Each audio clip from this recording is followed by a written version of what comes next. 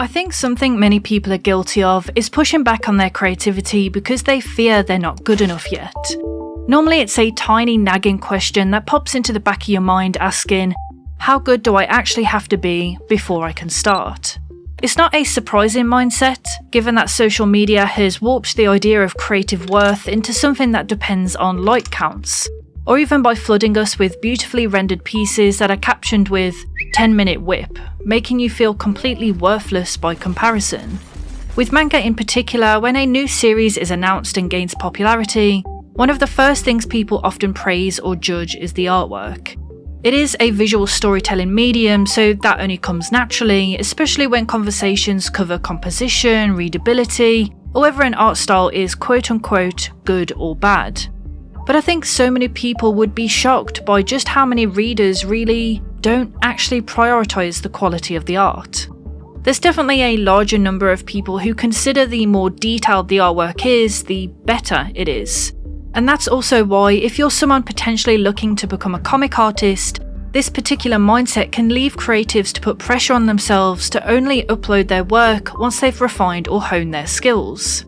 But a manga isn't good simply because every drawing is visually detailed. It's successful because it guides the reader through the story as clearly and effectively as possible. A beautifully rendered spread can actually become a weakness if it's difficult to follow, while a much simpler page with a stronger composition or clearer panel flow makes the reading experience far easier. So in that sense, artwork in manga isn't just about how it looks. How it functions alongside the story from a technical perspective can be just as important. Rendering is only one aspect of visual storytelling. Composition, visual hierarchy, and panel flow and so much more all shape how we experience a page. Yet they're often overlooked because they're much harder to notice than impressive anatomy or detailing. It's also important to note that different stories require their own visual styles. Imagine something like Vagabond, a story famous for its detailed artwork which has almost become synonymous with its identity, being drawn in Taku Kawamura's style in My Clueless First Friend. It just doesn't work. I mean, it is a little funny to think about, but hopefully that gets across how certain art styles accomplish different things and have varying priorities.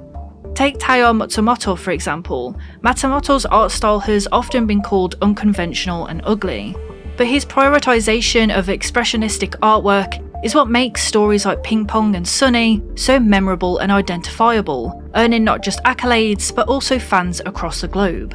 Or as another example, One's artwork has often been criticised for looking simplistic or beginner-esque, especially when compared to Yusuke Murata's redraw of One Punch Man. And I say this in the most respectful way I can.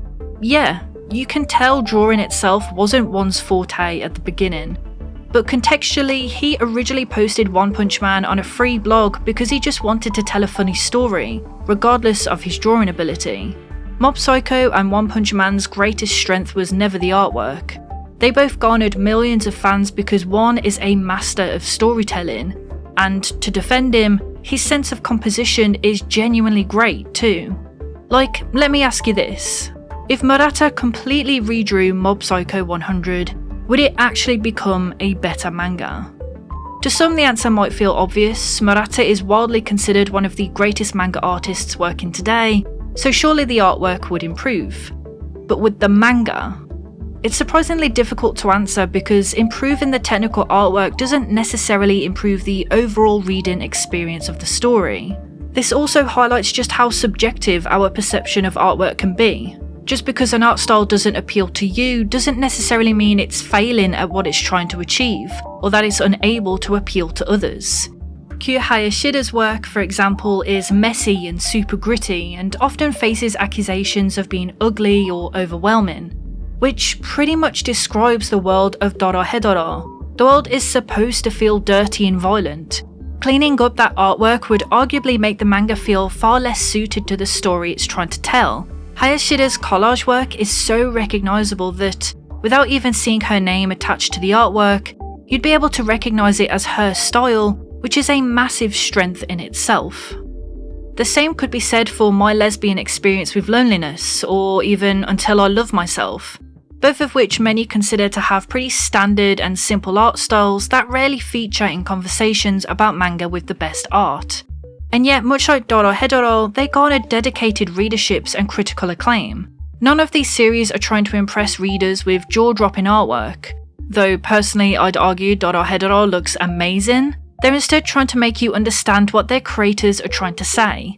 And sometimes a simpler or rougher style can do that far better than something visually flawless ever could. Even if we accept that your artwork doesn't have to be perfect, there's still another question that often stops people from creating in the first place. Shouldn't I wait until I'm better? Every artist dreams of releasing something they're proud of, but if every artist had waited until they reached the peak of their abilities before publishing, many of the industry's biggest successes simply wouldn't exist. Like Attack on Titan, Hajime Isayama's art evolution is one of the most famous examples of an artist growing alongside their series. To begin with, the anatomy was rougher and the line work was less confident than what you see later in the series. Yet readers still connected with the story because the mystery, dire circumstances, and emotional investment were already compelling. As Isayama continued drawing the series for over a decade, his artwork naturally evolved alongside the narrative, and you can see that clearly in side-by-side comparisons where he redrew the same scenes across years of his drawing career. The same can be seen across countless series really. Like Norihiro Yagi's artwork in Angel Densetsu looks worlds apart from his later work in Claymore, or Yuki Kamatani's art for Nabari no O in 2004 compared to the style of Hiruf The End of the Journey in 2020, where you can see the artistic improvements just in the volume covers alone. Oftentimes the growth of an artist is part of the reading experience itself. There's something uniquely satisfying about reading a manga over several years and watching the artist become more confident with every volume while developing their own style. In a cheesy way, it's heartwarming to see and remind yourself of where the story and its creator began, and how much they were supported even from the start when the art wasn't considered good. Another example that illustrates this, literally, is This Croc Will Die in 100 Days. The artwork is incredibly simple, yet it resonated with millions of readers because of its sincerity and, well, it became a bit of a meme. But what I'm trying to say is that even a story with such a simple and arguably amateur style garnered insane amount of motion and attention. And that's why waiting until you're good enough is one of the biggest mistakes an aspiring artist can make. Every artist, no matter how experienced they become, can still look at their work and find something they'd like to improve. It's essentially holding yourself back because you're afraid of not being seen as a pro. But by holding yourself back, you're not even getting seen at all. Improvement can only happen if you create, and hopefully with every chapter you learn something new every time. But there's one final misconception I think is worth addressing. Throughout the video, I've argued that artistic skills aren't the defining factor behind great manga.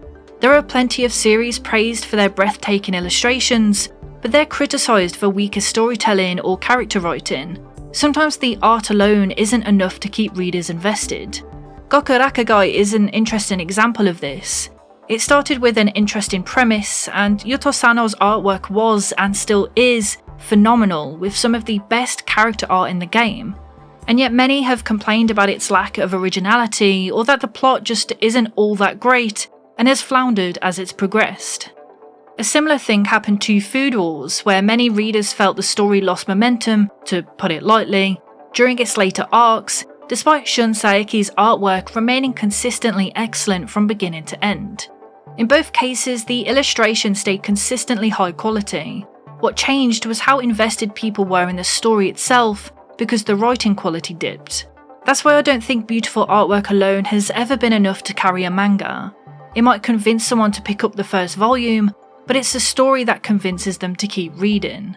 Throughout manga history, some of the most adored series have proven that technical perfection isn't what readers remember most. They remember the stories that made them laugh, or cry, or convince them to go out and buy all the available volumes. Great artwork can absolutely enhance all of those things, but it isn't the only thing that creates them. I'm not saying technical skill doesn't matter, of course it matters, and every artist should strive to improve.